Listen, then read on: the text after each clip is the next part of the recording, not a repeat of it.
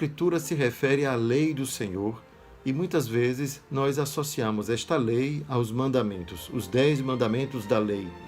E essa é talvez uma visão estreita daquilo que na Sagrada Escritura nós encontramos com este nome, a lei. Já no Evangelho, Jesus diz: eu vim não para abolir a lei e os profetas, mas para dar pleno cumprimento.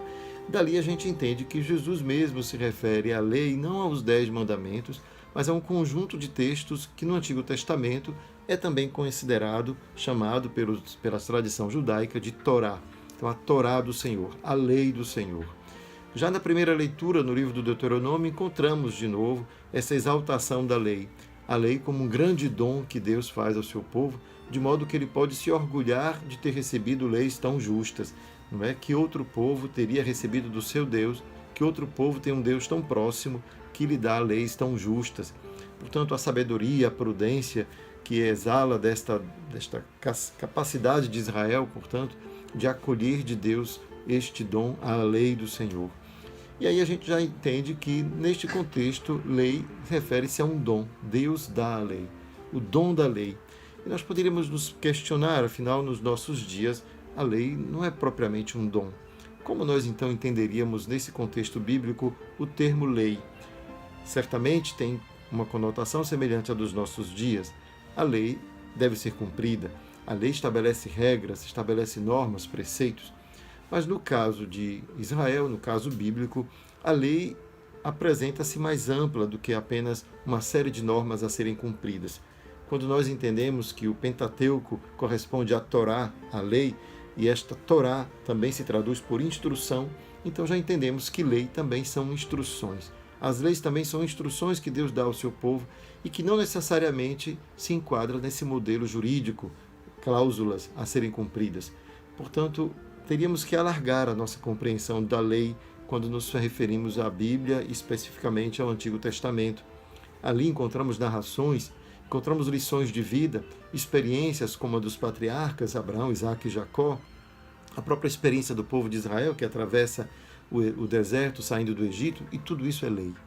Então reconhecemos então nestas passagens que, para além de preceitos de textos legislativos, jurídicos, encontramos sob este nome lei, instruções que nos ajudam a viver. E é nesse sentido então que a lei de Israel é algo impositivo. Nos ajudam a viver porque é Deus que nos ensina a viver. Através das leis aprendemos a viver. Esse é um aspecto importante, um aspecto pedagógico da lei, que São Paulo também vai recordar. Porque, afinal, ao encontrar exemplos, testemunhos dentro deste conjunto de textos, também somos motivados a seguir, a servir a Deus. E aqui entra o ponto principal. Toda a lei é voltada para nos ajudar a compreender melhor como podemos servir a este Deus que, antes de nos convidar a entrar em aliança, nos libertou. Portanto, a aliança se torna o ponto de partida para toda a lei. É por causa da aliança que nós somos convidados a praticar a lei. Isto é, a lei é a contrapartida que, neste gesto de aliança de Deus com o seu povo se compromete a cumprir. Isto é, obedecer à aliança, obedecer à lei.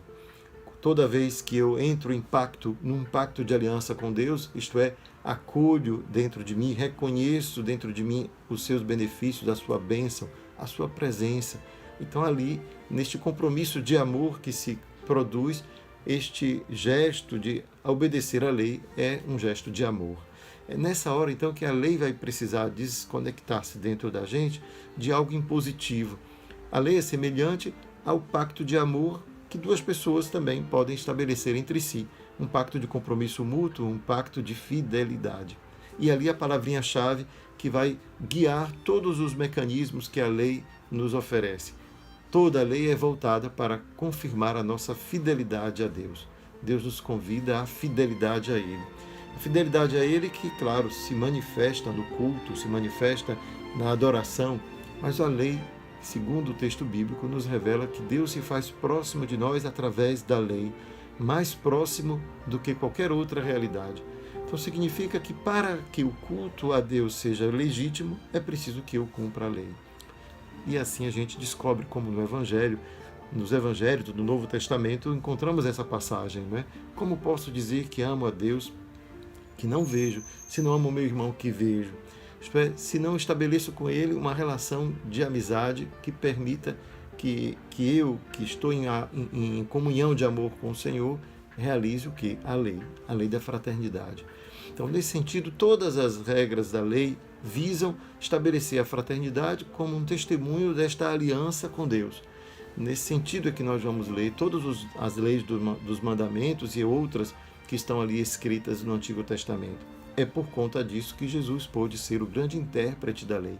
Moisés havia dito assim por causa da dureza dos seus corações, dos corações daqueles. Mas hoje eu vos digo.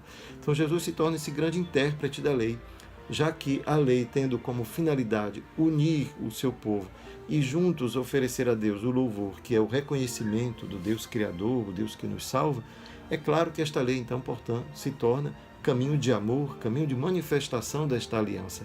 E ela, então, precisa ser reinterpretada a cada época. Daí que hoje a gente pode dizer, não vale mais a lei antiga, olho por olho, dente por dente, e outros diriam, como Gandhi, né, se levássemos a sério esta lei, o mundo inteiro era feito de homens e mulheres cegos, né, e desdentados. Então a gente teria que modificar a nossa maneira de interpretar. Então é preciso perceber isso, que a lei existe para ser interpretada à luz do seu princípio fundamental.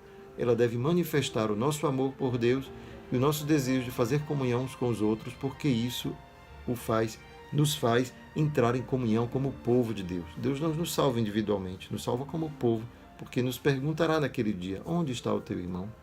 Nesse sentido, então, meus irmãos, que nessas leituras de hoje o convite a obedecer, a escutar a lei, é um convite a entrar em aliança, a entrar em compromisso de amor com Deus. E que nosso Senhor, que nos convida agora neste caminho mais próximo, cada vez mais próximo da Páscoa, nos leve a essa conversão, uma conversão ao amor. Uma boa quaresma para todos.